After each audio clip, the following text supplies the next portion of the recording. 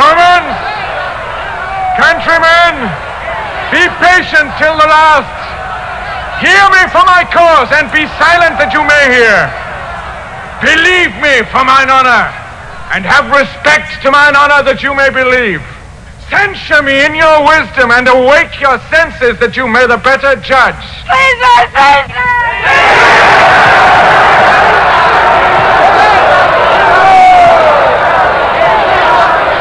If there be any in this assembly, any dear friend of Caesar's, to him I say that Brutus' love to Caesar was no less than his.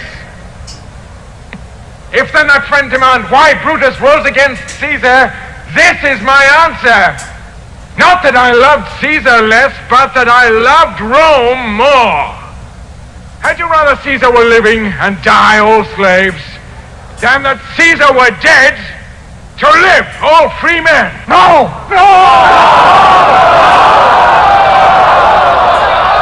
As Caesar loved me, I weep for him. As he was fortunate, I rejoice at it. As he was valiant, I honor him. But as he was ambitious, I slew him. As tears for his love, joy for his fortune, honor for his valor, and death for his ambition. Who is here so base that will be a bondsman? If any speak, for him have I offended. Who is here so rude that would not be a Roman? If any speak, for him have I offended. Who is here so vile that will not love his country? If any speak, for him have I offended. I pause for a reply. None, Brutus, none!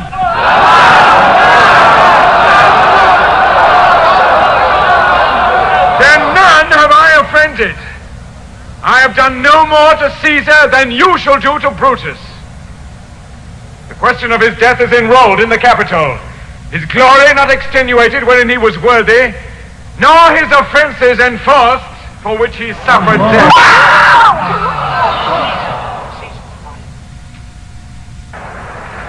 Here comes his body, mourned by Mark Antony, who, though he had no hand in his death, shall receive the benefit of his dying, a place in the Commonwealth. As which of you shall not? With this I depart, that as I slew Caesar for the good of Rome, I have the same dagger for myself, when it shall please my country to need my death. Live, Brutus! Live! Live!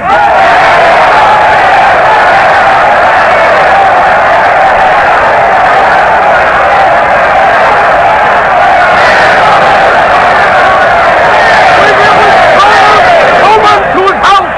Give him a tattoo with his ancestors! Caesar's benefactor shall be crowned in Brutus! Good countrymen, be silent! Brutus speaks! Good countrymen, let me depart alone, and for my sake stay here with Antony, to grace Caesar's corpse, and grace his speech tending to Caesar's glories, which Mark Antony by our permission is allowed to make. I do entreat you, not a man depart, save I alone, till Antony hath spoke. Then, Roman countrymen, lend me your ears!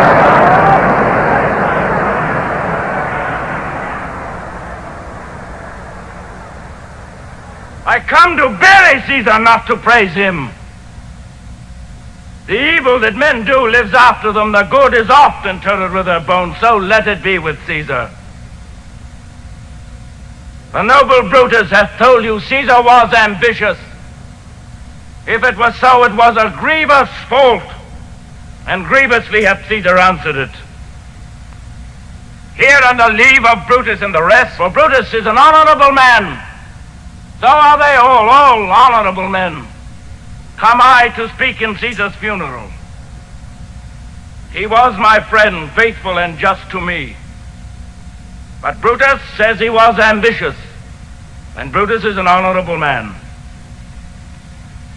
He hath brought many captives home to Rome, whose ransoms did the general coffers fill. Did this and Caesar seem ambitious?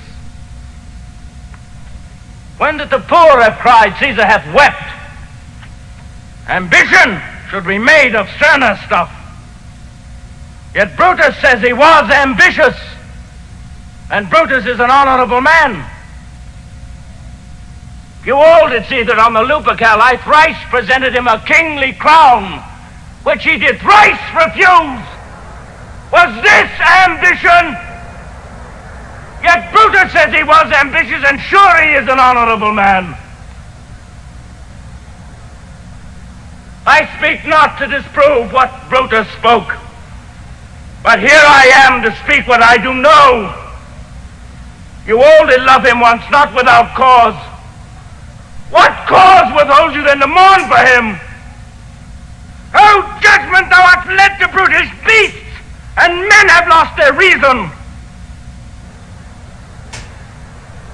Bear with me, my heart is in the coffin there with Caesar, and I must pause till it come back to me.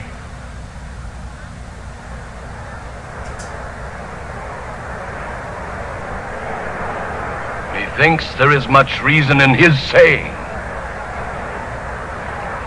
Now consider rightly of the matter. Caesar has had great wrong. Has he, masters? I fear there will a worse come in his place. Mark ye his words. He would not take the crown. Therefore, 'tis certain he was not ambitious.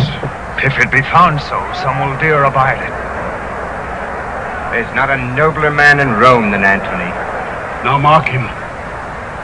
He begins again to speak. Poor soul, his eyes are red as fire with weeping. But yesterday the word of Caesar might have stood against the world.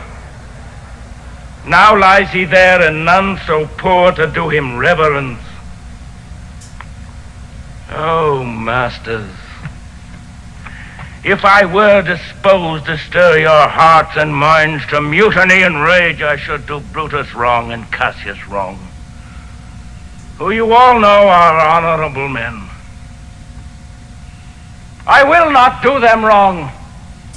I rather choose to wrong the dead, to wrong myself and you, than I will wrong such honorable men. But here's a parchment with the seal of Caesar. I found it in his closet. 'Tis his will. Let but the commons hear this testament, which, pardon me, I do not mean to read. And they would go and kiss dead Caesar's wounds, and dip their napkins in his sacred blood.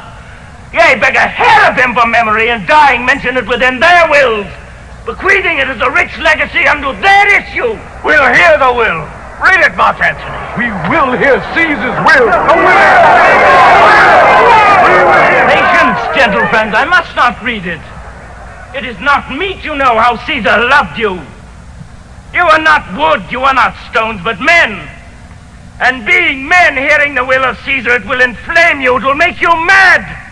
'Tis good you know not that you are his heirs, for if you should, oh, what would come of it? Read the will. We'll hear it, Antony. You shall read us the will. Caesar's will. Will you be patient? Will you stay a while? I have all shot myself to tell you of it. I fear I wrong the honorable men whose daggers have stabbed Caesar. They were traitors, honorable men. Villains! Murderers! The will.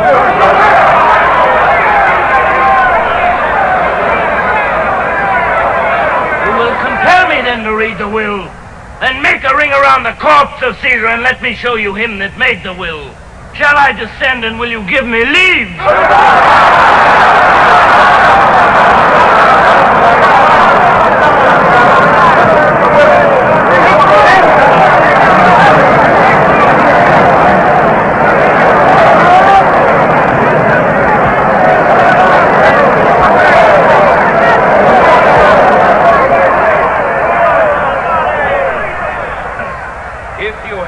Tears, prepare to shed them now.